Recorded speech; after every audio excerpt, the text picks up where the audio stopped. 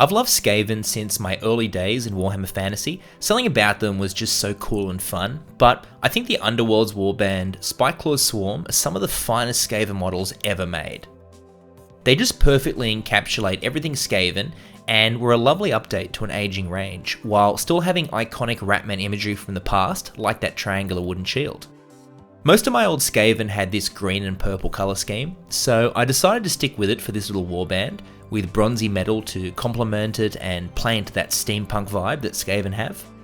And I know these models are a bit older now, but when I painted them a few years ago, they really helped me get back into the hobby after a bit of a break, so they're really special to me, even if I don't get to use them as much in games as I used to these days.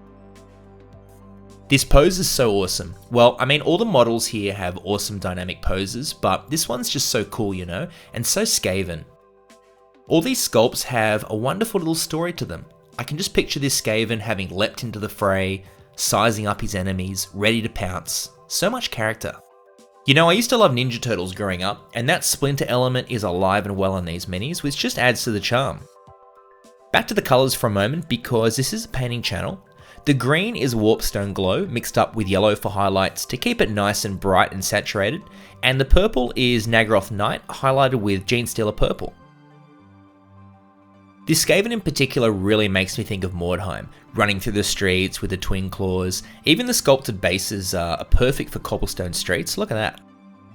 I use all these models in my Mordheim warband as well as the occasional game of Underworlds because, as I've said, these are the perfect Skaven miniatures, and it's my mission to use them in any opportunity I can get. The bronze is painted with a base of Gehenna's Gold mixed up with silver highlights to dull it a bit. If you want a detailed look at painting this type of stuff, check out my True Metallic Metal tutorial. It's the same technique I use there, just mixing up with silver to give it that bronzy brassy effect. The little rats on the shoulder really sell this mini. I painted them with a blue-grey like the Fang and then mixed up to white to make them stand out a bit more. And that helmet with the eye coverings is really classic Skaven steampunk. Okay, so none of these models have any crazy pistols or cannons, but it lives on in this helmet design. I can never choose which of these models is my favourite because whichever one I'm holding, that one's my favourite. To paint the skin, I started with a base of XV88 and mixed up highlights with Cadian Flesh Tone to give it that pinkish hue, while also keeping it brown enough to blend in nicely with the fur, so you can't see so much where the fur ends and where the flesh begins. I think that's always the goal with Skaven, as they only have small tufts of fur sculpted on. I also glaze on some pink to the noses and other extremities just to finish it off. The fur itself is Rhinox hide highlighted with XV88 to tie it back to the skin. And finally, the big boss rat himself, Scritch.